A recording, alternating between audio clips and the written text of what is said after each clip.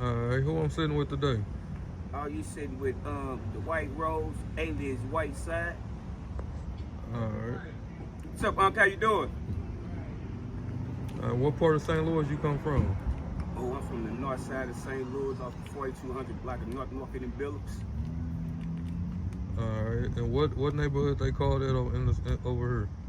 I mean, over there, it's acknowledged as the Greaterville.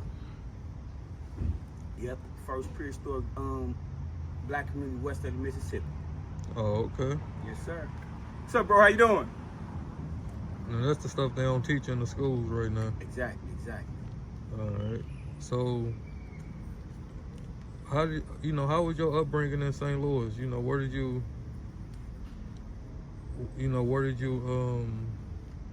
start getting off into, the street life? Oh man, the street life for me started before I was even an inkling of a notion. My mom and my dad, introduced me to the streets. They was selling drugs, prior to me even being born, bro. That was a part of my upbringing in my primary state. Yep, on Kings Highway, West Florissant. That's where we started off at. In St. Louis Avenue and Goodfella, all up in there. Yep, moving side to side, do the drug raids and shit like that. Yep, that's why I was introduced to the street set. Alright, so it was inside your home instead of, you having to go out into the streets and find it. Oh yeah, first-hand knowledge, man. I seen my mom get caught for selling heroin, man, when I was like 5 years old. Yeah, she got caught with some marked money on West Florissant. Yeah. I watched the police arrest her. Her friend Nancy took me away. That was one incident. Another incident, we went to a group home. Yeah, so pretty much that's how I come up, bro, in this struggle. Alright, so you was always, would you say you had a problem with authorities back then? Having to go to the group homes and... I think for the most part, when you see your mom get arrested and that's your teacher, the nurturer of your life, that's everything. And for a child, when you take my mom away from me, you took the breath that I come from. Mm-hmm. So with that being said, that left a bitter taste in my mouth for this system in general. You could break a household up like that, yeah, that fucked me up right there.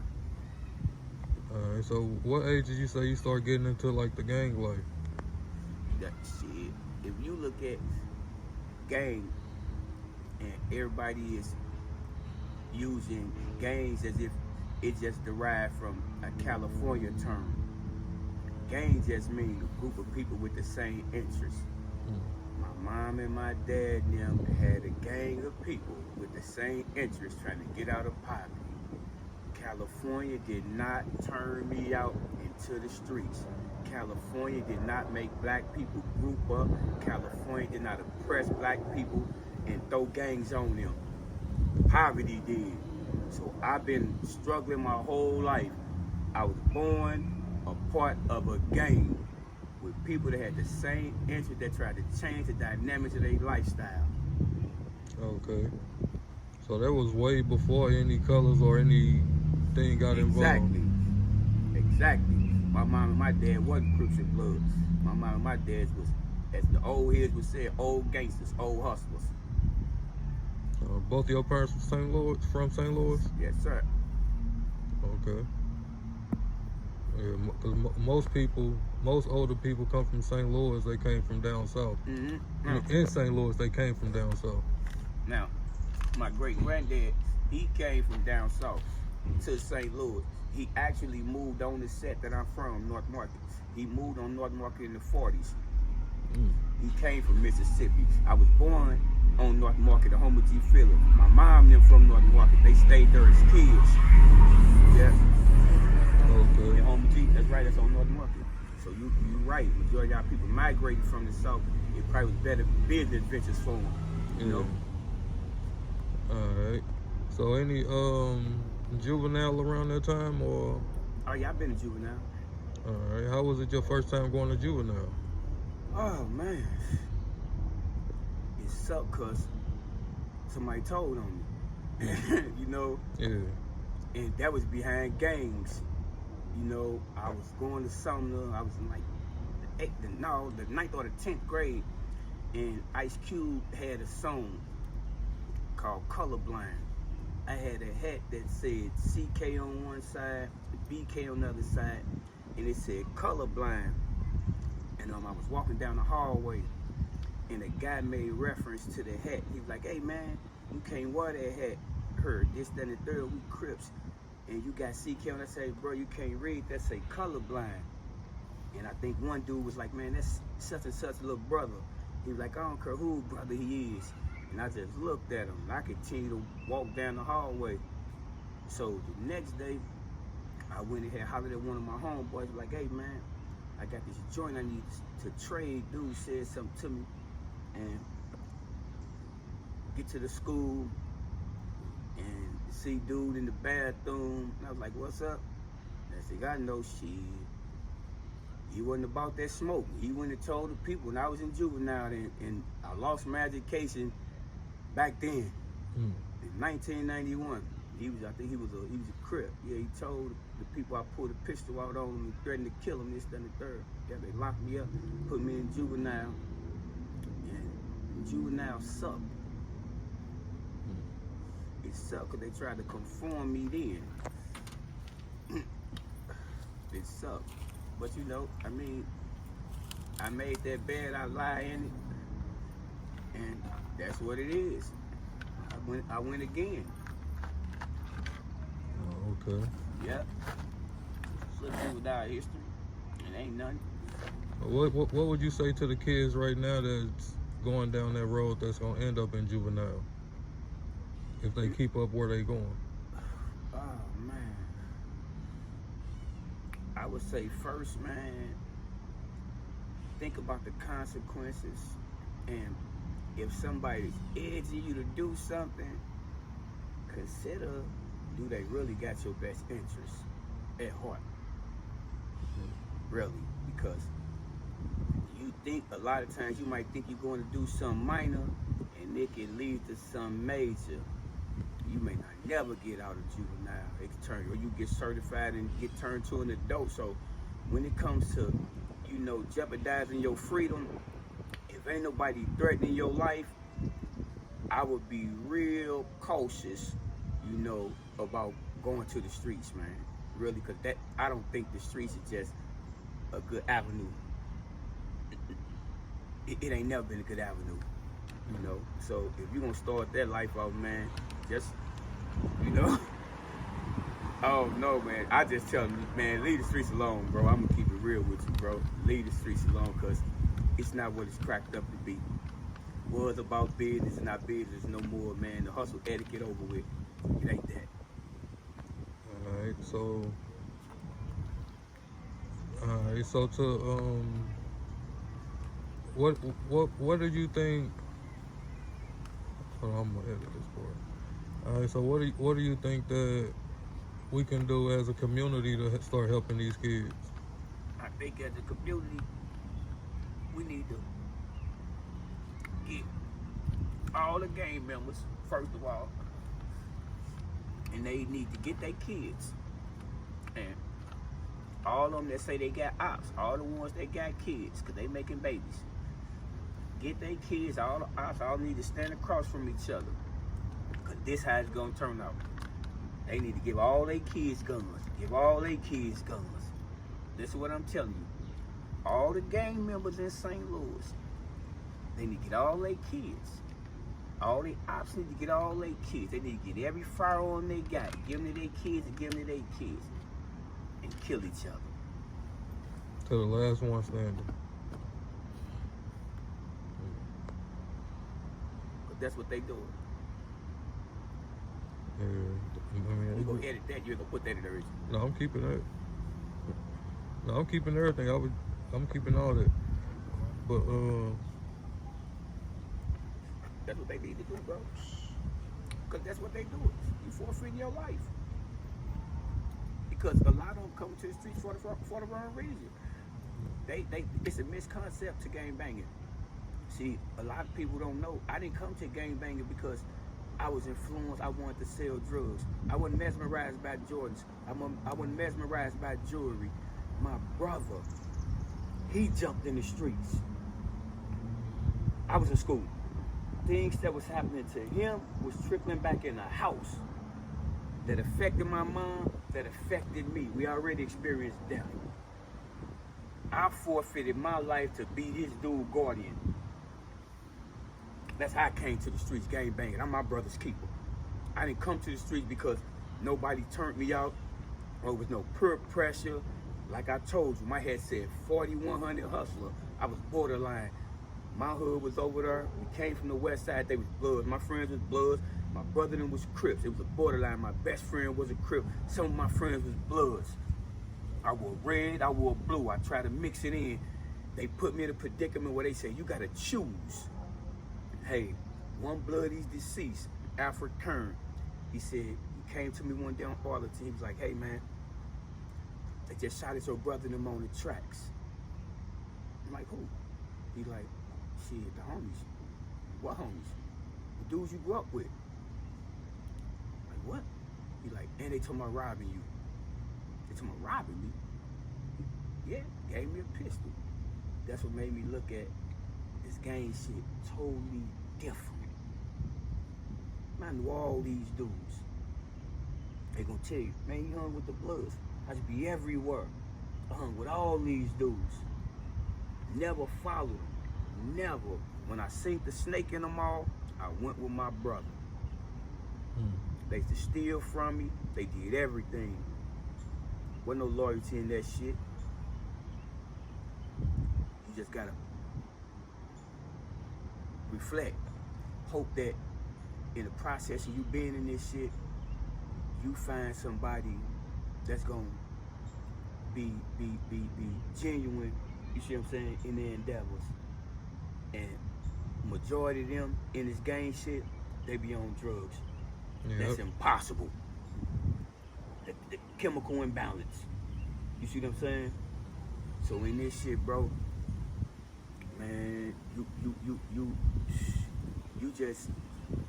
just try to put your good out there, man, and hope it returns. That's it.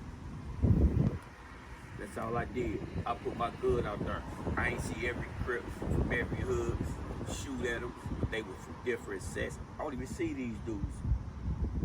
Majority of them, they gang banger twisted anyway. You know?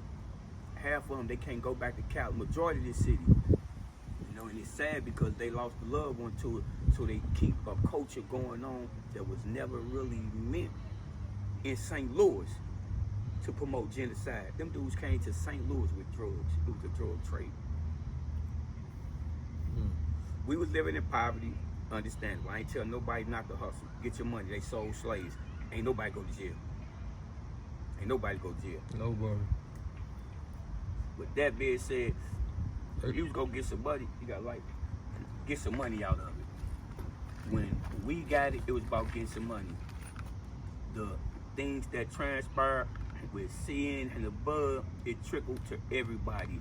And a lot of dudes, like, our hood was so close to them because my best friend is from CN, but he's by the way of the tracks. Brian Caruth, that's King Poop.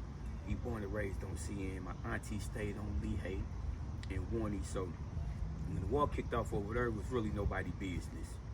A lot of these dudes, they just piggyback because they were sick souls, and really they was intimidated by the guys over there. That's what was really cracking at.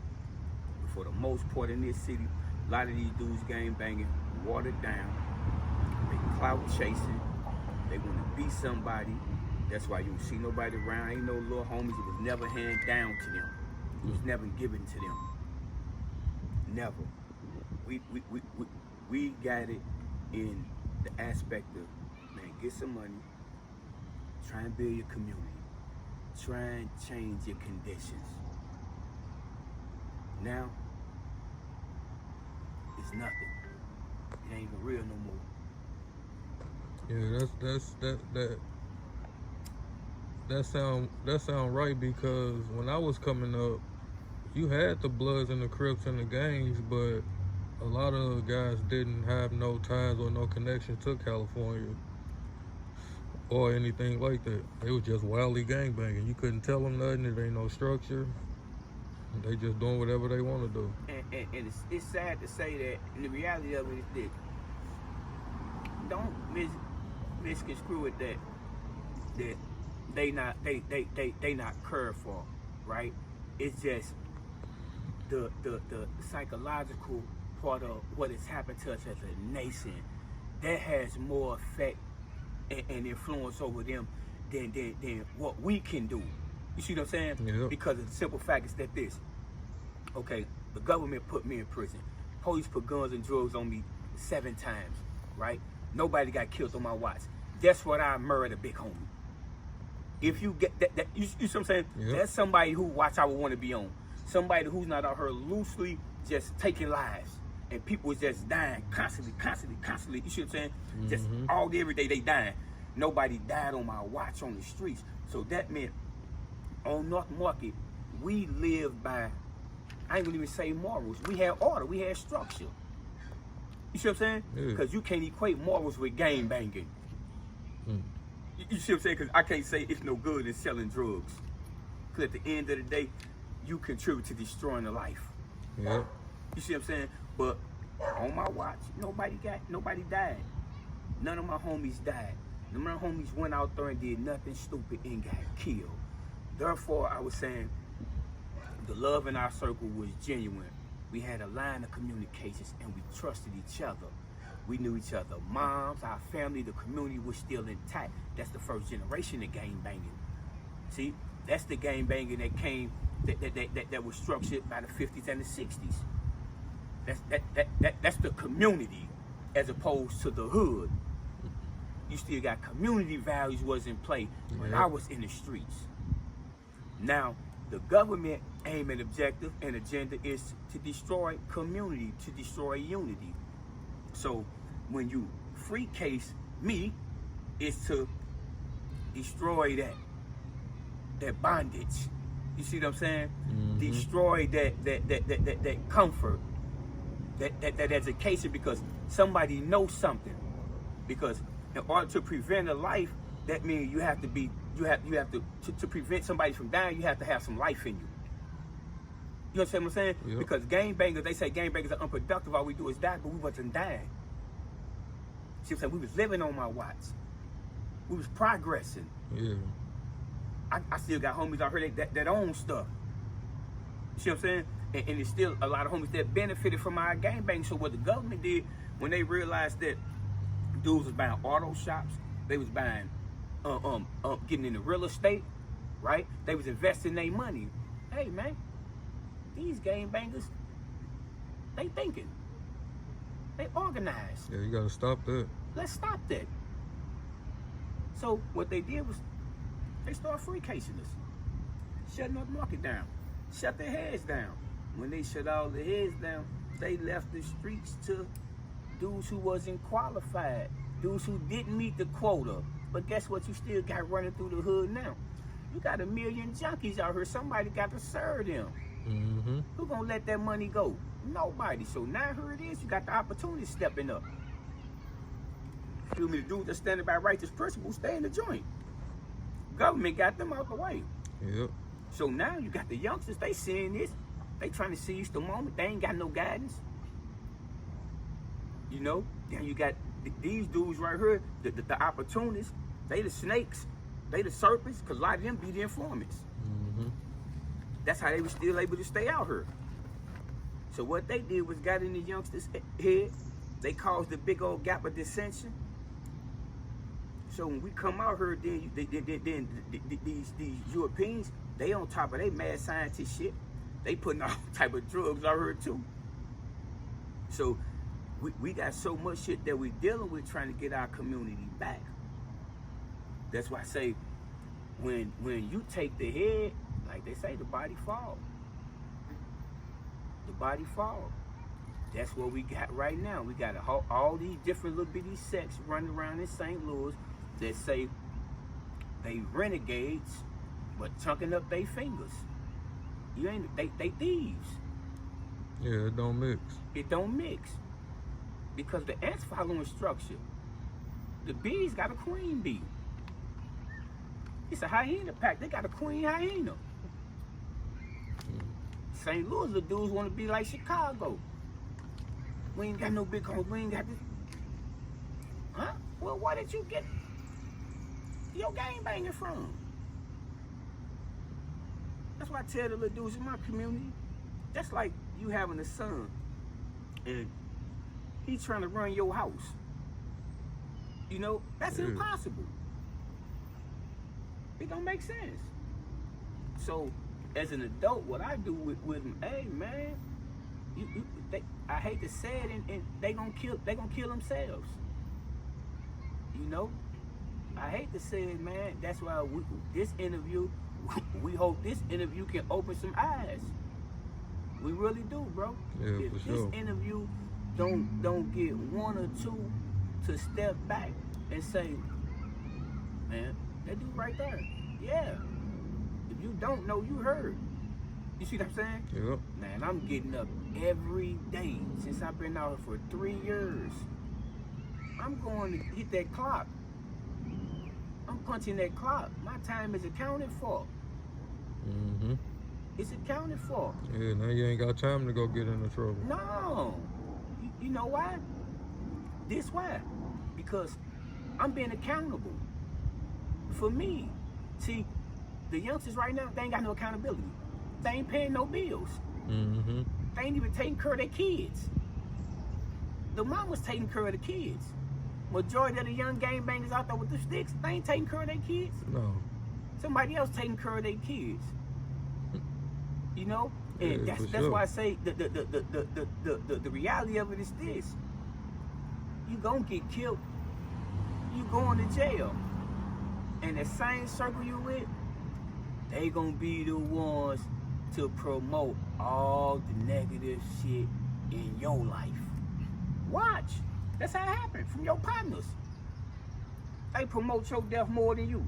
Because when you're accountable for something, you my homeboy, I'm your homeboy. I'm accountable for you. That means as an organization, as a gang group of people with the same interest, I ain't gonna go out there and do nothing stupid. Because I know they can come back on you. Mm-hmm. They too young to think like that. They don't have the experience and they don't got big homies. Yeah. See what I'm saying? Only thing they got is a gun with a whole lot of bullets, which is equivalent to a whole lot of years. And if you make it, that's a whole lot of books to read when you get down there. You know? Straight up. I'm talking about 2 Fed trials, man. I ain't talking about 1 incident. I'm talking about 2. 2 Fed trials, man. Yeah, they put guns and drugs up. Let's get in there, man. We going to trial. I ain't taking nothing. Because you want me to be quiet. He don't want me to help you. Mm. And the key with that is you got to want the help. See, I wanted the help. That's why I'm alive.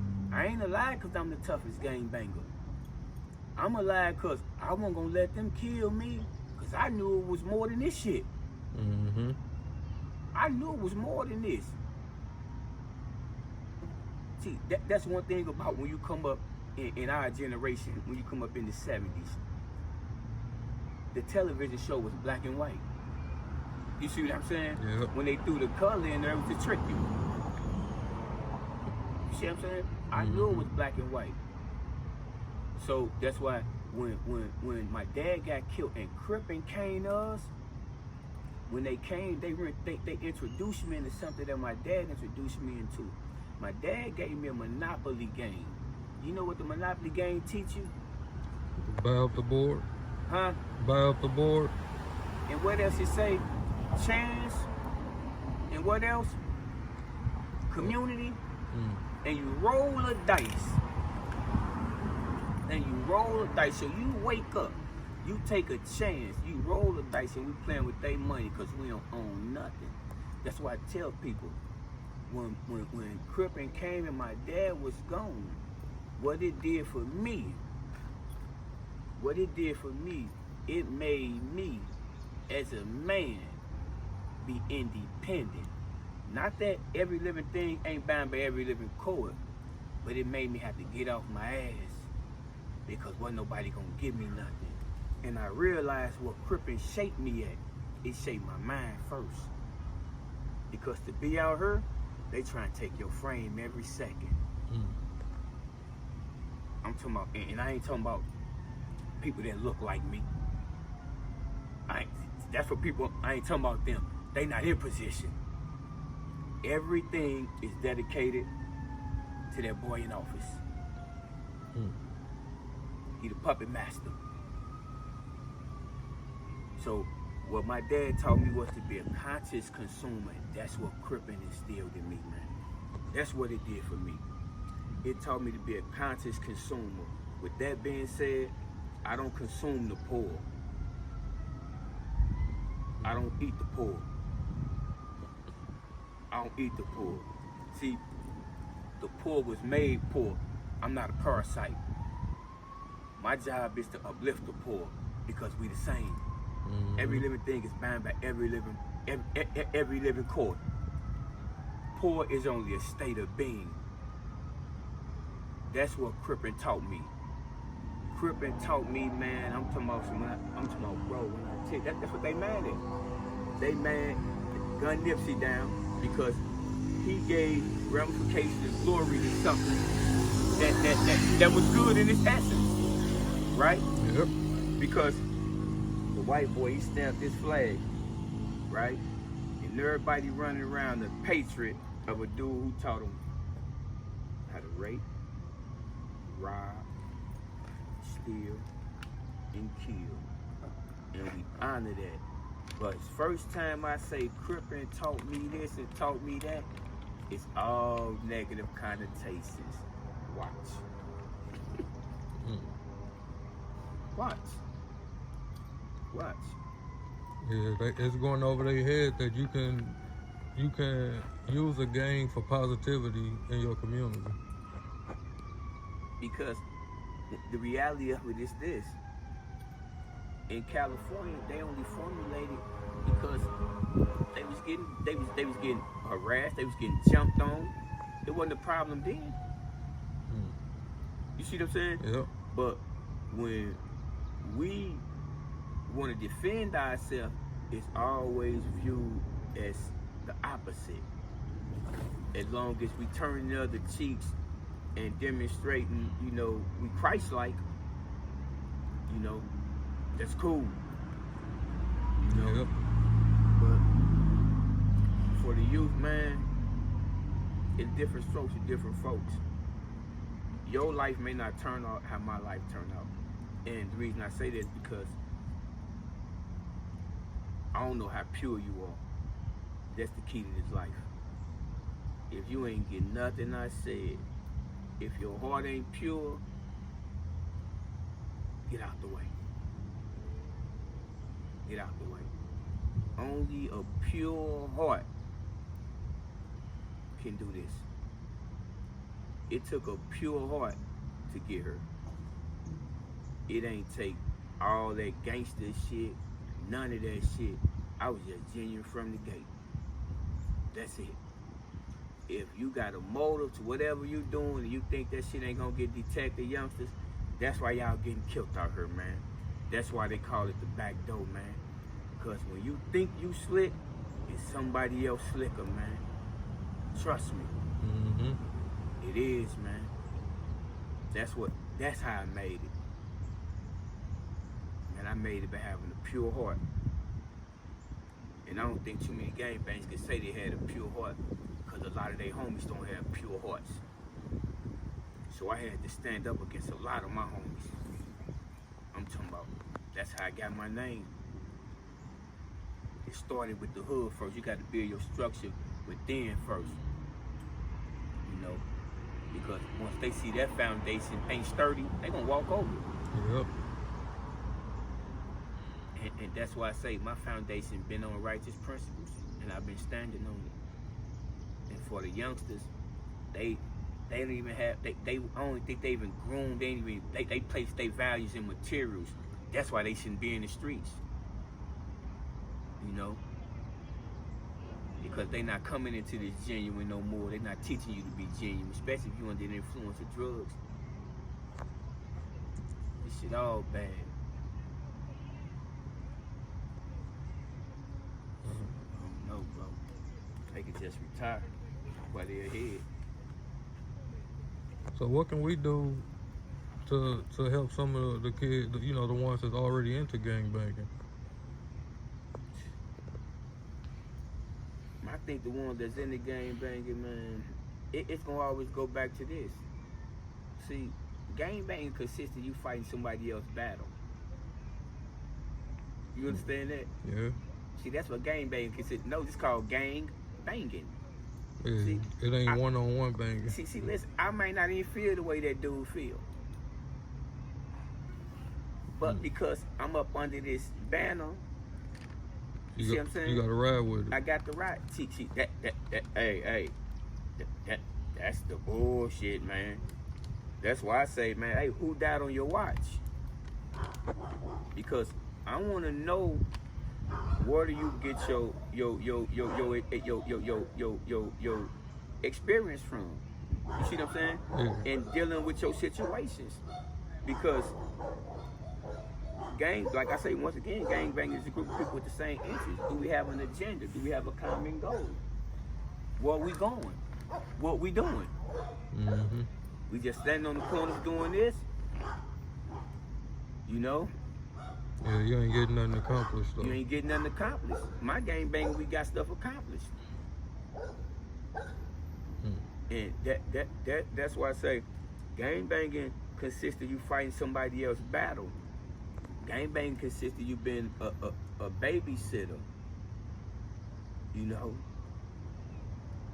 Seriously. And I can recall some instances when I was in federal prison, bro. Like, hey, man, hey, I have to get, hey, dude, there go your knife, bro. There go your knife. There go your knife, bro. There go your knife. Don't come tell me nothing. If you get into an incident, don't come say, cuz we got the, hey, no. That's your incident. No. Even out here, people quote tear, how could this happen? What you do? Oh man, I was going to see. I don't feel no way. See, that's the that's the part where we cut the ocean off, cause gangbangers riding waves. You know what I'm saying? Mm-hmm. Fuck that. Cause nigga get on all 10, nigga get in there. What he say? Squabble up. See, that's the gangbanging I like. All that, man. He can't do this to the homie. Hey, bro, the homie might get interrogated and get your life sentence. So we need to see if the homie can stand on his own. We might need the homie to go flip a few burgers. You see what I'm saying? And he can bring the extra leftovers from the restaurant to the meeting. He's still a homie. Mm-hmm. The thing is this. Like I say, when you ain't pure. See what I'm saying? When you pure, you gonna know all your homies. You gonna know who gonna do this, who gonna do that. I took the initiative to know all my homies, so you can't come back and say, oh, he did this. That dude don't fit that criteria, bro. You know? And that's why with the gangbangers, I say, man, they do this. Yeah, you got all them guns, bro, this, that. Man, all y'all need to go to jail, bro. They need to send y'all to a USP. Feds. And when you come back from that motherfucker, bro, trust me. Out of 100 of them, 95 ain't gonna come back to the streets. Trust me, if they go to a USP and stand up for about 3 years. They had what they had the little homeboy from the Lade, Lil Casper. He was in Big Sandy. Man, ran up on a dude with life, just coming to see a situation. Turned around, hit him with a pick, stabbed him. 21 years old. I keep saying, ain't no gun stuff, bro. I'm not saying y'all soft. Don't take this out as text. All I'm telling you is this. Man, it's easy to say what you want and what you will do. till you cross that bridge, partner. So you can get that AR, you can jump out, you can shoot from here to there. Right. You can do all that. When you get behind there, and you weigh 110.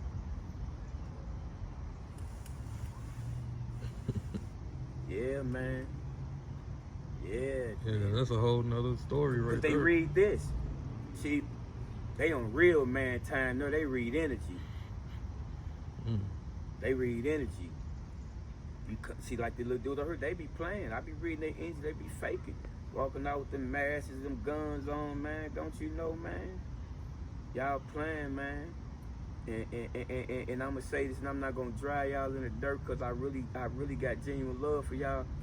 Y'all gotta understand that that's a two-edged sword, man.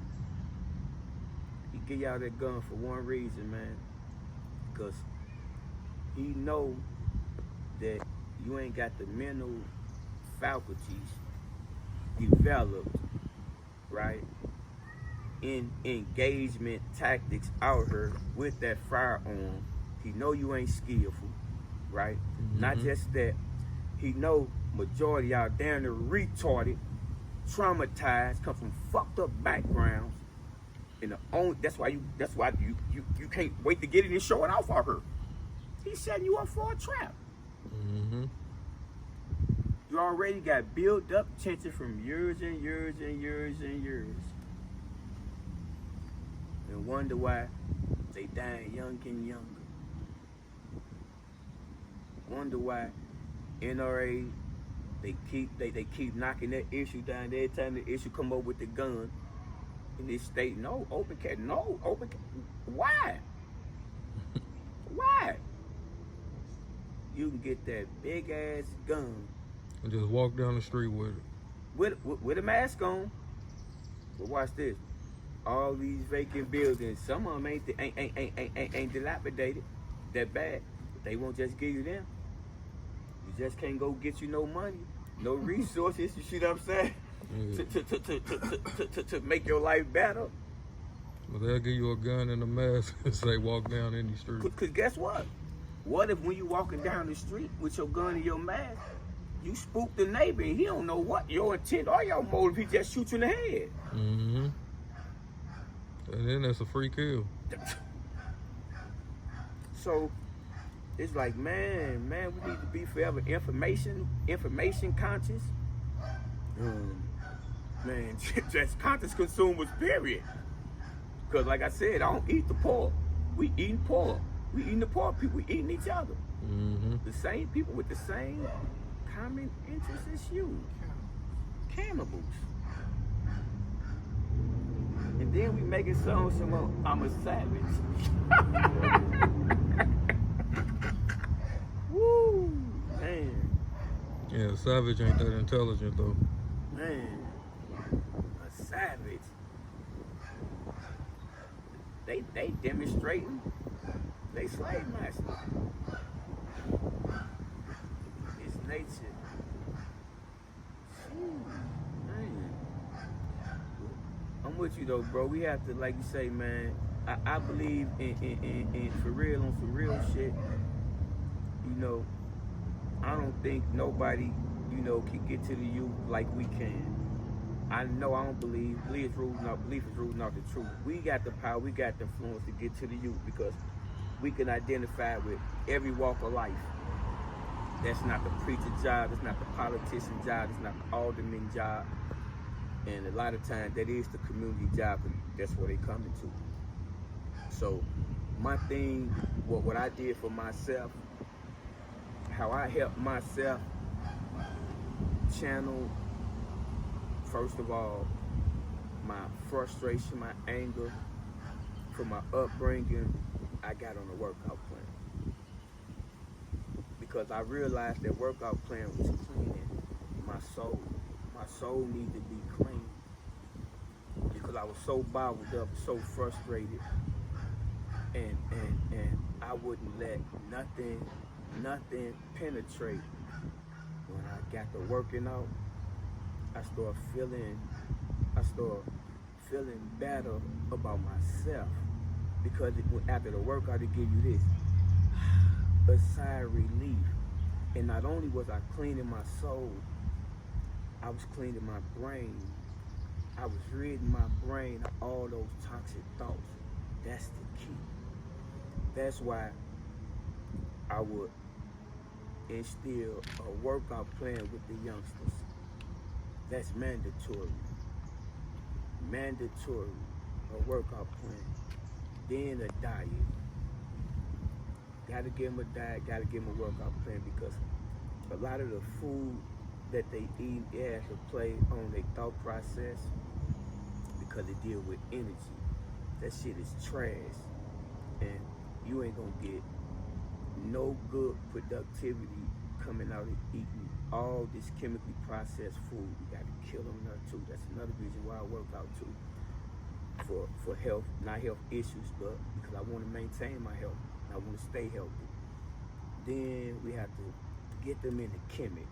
Kemet is kinetic science. That's the hieroglyphics, your ancestors. They don't go wrong with Kemet. Once you give them Kemet, I believe you give them that for the workout, the diet. Teach them about Kemet for a year straight. You could change the whole dynamics of St. Louis. It changed me. It did. I was in the penitentiary on the podium teaching the challenge to change class. Warden called me up there. Mr. Rose, the youth want to hear you.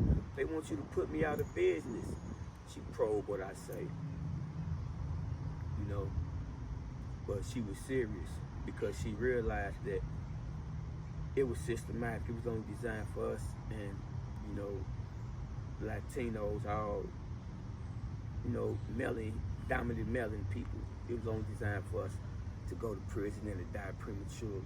She realized that, and I believe at some point she got frustrated, and that's when you start to make a difference in your own life. When you get frustrated and it's application, you apply that learned knowledge, you can make a difference. That's why I say, with the youth, we could get them. Ain't nobody else got the power to connect with them. Ain't nobody else walk through the struggles they walk through. Everybody else got one main objective. They need crime. So the youth ain't no benefit to the government, you know, as far as uplifting them. Our communities don't serve the government interests, you know. Because if you get rid of gangs, that means who the police gonna come harass? Who the DEA gonna, you know, put in prison for trafficking? Who gang task ATF and FBI, all this shit, and RICO laws apply for gang shit. That's what that shit is designed for. Who they gonna lock up? You know? So only a few gonna get this message. And they all getting paid from all of that you named, from every step of the way. You see what I'm saying? That's why it's designed to keep gangs hurt. Yeah, they gonna act like this party against it and that party ain't, but the government a gang. Yeah, they talk that on stage and then go have lunch and dinner, like just like the lawyers and the prosecutors. Yeah, it's business. It's who can benefit the government more. Of course, the CI can benefit the government more. You put his ass out on the street. You see what I'm saying? See if you give him some dope, because the streets, right? They place their value in material. They not looking at a street code that's to say, hey man, he violated the core essence to the street. He told. We never fuck with him. Shit, that's what Judas did. He told. He died. You see what I'm saying? Yep. So once they start glorifying the rat, the cat has no chance. That's Tom and Jerry. Shit, he always got his ass kicked. You know what I'm saying? So shit, and that's what the streets can turn to. So the rat is more beneficial to the government than a dude that's solid. Because the dude that's solid, he trying to tell you, hey man, you can get that government official seat. And we can change laws for black people, right? We can change your community. Hey man, you can get that position. But hey man, once you start talking like that and saying, hey man, stop smoking Newport. Stop wearing Nike. Stop doing this. Stop doing that. And let's see for 6 months how far we can get if this whole section didn't buy it, didn't support them. See what I'm saying? How much will we have in the nest then? We don't need no bank. We trust each other. Open up our own restaurant. Don't take nothing but a year. Yeah, they've been scared of us since day one. And that's my cripping right there. That's what cripping did for me. It told me that it was about, you know, some people say no acronym. I put an acronym with mine. You know, and I contributed enough to be able to put an acronym with mine because my whole main initial purpose was to help develop my community. That's where my cripping came from. My brother was out here getting mistreated. Hey man, let me get a part of that. You know? So when I came out here, I was, oh no man, we ain't doing that. You see what I'm saying? Yeah, we all gonna get money. It's enough for all of us, but we ain't robbing. You got a drug habit, you snort dope. We don't do that over here. You fell to the wayside. You can't afford to pay that habit, so you robbing. No. That's where my cripping came from, standing on principles. So I say with mine, it was community restoration and progress, because I was trying to restore what was destroyed. In order to restore something, you have to restore this first. You know, you have to restore your mind. See, I don't think like an ignorant gangbanger who, and I never did. Like I told you, my head says CKBK. I never was one to say, oh man, kill him, kill him, kill him. No, that was never me. My brother's life was put in harm's way. I came out here after they did what they did and I got initiated and I took flight. But everything about me has been about helping develop the community. I was cool with all the folk. I was cool with the field, with all the Crips around here. I know all these dudes. Our issues derive from something so small that just means that we was young, egos was involved because all them dudes I had relationships with, we could have put our difference to the side, but like I said, we let bad apples influence us. Egos was involved over something that was so small, and we fell out. When we ended up getting to the joint, did our little squabble, whatever, when we ended up realizing, man, damn, bro, you know, we allowed a misunderstanding to destroy a whole city. Now, as men, with clarity of mind, you know, we need to take the initiative, put our best foot forward, and change the dynamics of our community. That's my aim and objective right now. Yeah, and that's what we on with, you know, with this interview and everything else we doing in the city right now. Yeah. All right, I appreciate you sitting down with me. All love, bro. Yes, sir.